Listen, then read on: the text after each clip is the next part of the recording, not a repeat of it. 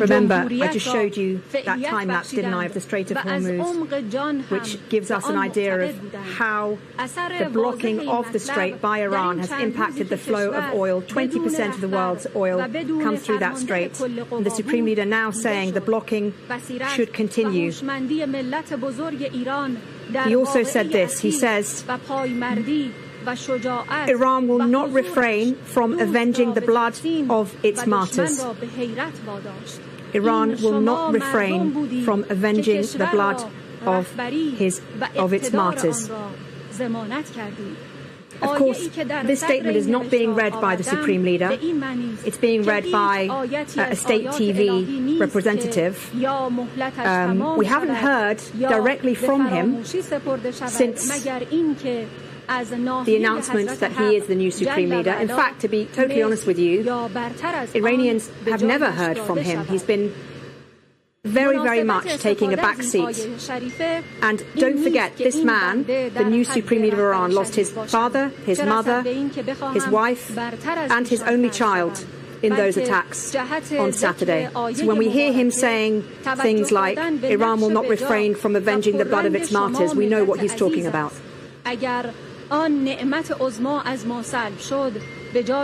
But most importantly for those oil prices is that he has called for the Strait of Hormuz to stay closed. And as we explained to you at the top of the program, that is having a massive impact on oil prices. They have reached $100 a barrel once more today because of worries on the markets about the flow of oil out of the Straits of Hormuz. And that's despite the fact that we've seen other countries pledge to release oil reserves. He's also mentioned that school in Minab province. During his address, he talked about avenging the blood of martyrs, and he also about the attack on that school in Minab province. The attack which, of course, happened very early on in the Iran war, and which we know killed more than 70 people, including many, many children. It was a girls' school, the building that was hit by what is thought to be, allegedly, a Tomahawk missile. So just to bring you up to date, we have translation now, so let's listen in. ثالثاً باید حضور مؤثر در صحنه حفظ شود، چه به صورتی که در این روزها و شبهای جنگ از خود نشان دادید و چه به صورت انواع نقش‌آفرین مؤثر در عرصه‌های مختلف اجتماعی and showed in social, political, educational, cultural field, even in security field. What is important is that you without actually damaging the social solidarity and coherence, we should actually carry on this path. Another role of the leadership is actually to make sure that the problems and flaws are actually talked about. And the presence and the Quds Day of 1447 is very important. The element of breaking the backbone of the enemy on that day is actually very important. To show your presence. We should do anything we can to help each other. And the expectation is that in these special days, on these days, of course, some of us are going to suffer more than others. And that's going to be even more important. On this momentum, I would like to request the service providers in the nation to assist the vulnerable groups as much as they can in their assistance efforts and projects. And this will pave the way for great successes in the coming days. And with the help of God, our success over the enemy is going to be manifested this way. The third part of my speech is actually my heartfelt, my wholehearted gratitude to our security and defense forces, our nation that has been targeted in a very oppressive way, but our forces blocked their progress and blocked their efforts to damage our nation, partition our nation. Dear brothers and sisters, our request is, and ours is actually to fail them, to make them fail in a very regrettable way. The enemy is actually very vulnerable.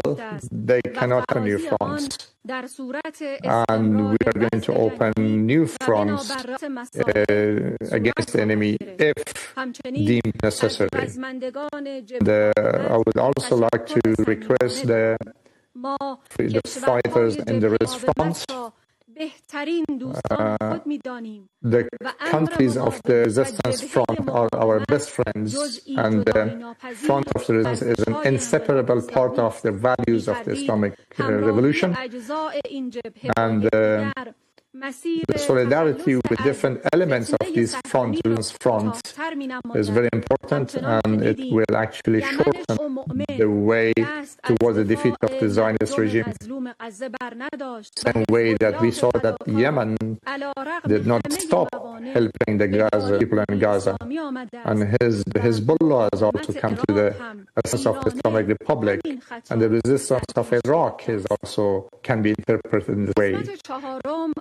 And in the fourth part, I would like to focus on and address those people who have been suffering recently, in the recent days, who have been harmed recently, those who have lost their loved ones, have been injured, actually those whose houses, whose businesses have been damaged or have been harmed. And first of all, I would like to express my condolences to the survivors, the families of those killed and martyred. With the exception of my father, who has become so general, who's lost my wife, my dear wife, and my dear sister, who was always serving parents and who was rewarded this way spiritually for her child, and also my brother-in-law, my sister-in-law, they have joined the ranks of the martyrs. And what has actually made it possible for me to have the patience is actually the promise of God for rewarding the patient, the people who have the patience in the right way. And I have actually I'm assured in this. I assure you that the revenge will be taken. The people for all the martyrs. Not only our leader, actually any member of the nation who has been martyred or will be martyred by the enemies will be added to the file of the revenge. Part of the revenge has already been carried out, but will be completely carried out. Until then, this file will be open, and the children who have been killed, that's even a more severe issue. The crimes that are intentionally being carried out by the enemy, who was carried out by the enemy regarding the school, the children's school, is of special attention and importance to us. And they are going to be provided with free health service, and they are going to be provided with the package of benefits and families of those children, and also other damages that have been inflicted on the places and properties of people, and they are going to be carried out as well. And as a duty that has to be carried out by all the responsible agencies of the government, they should perform their duties and report to me. Another point I would like to make is that we are going to actually ask for compensation from the enemies. If they refuse, we will actually freeze their assets and use their assets. If that's not possible, we will actually destroy their properties if they don't do that. And my message to some other countries in the region is as follows. We have neighborhood in 15 countries, either through sea or land, and we have always wanted to have cordial relationships with them, and we will continue this. But the enemy, over the last years, has set up bases, military or financial bases, in order to ensure their dominance over the region. Some of the military bases have been utilized in the attack against us, as we had warned before, without actually violating the territory of those countries. We have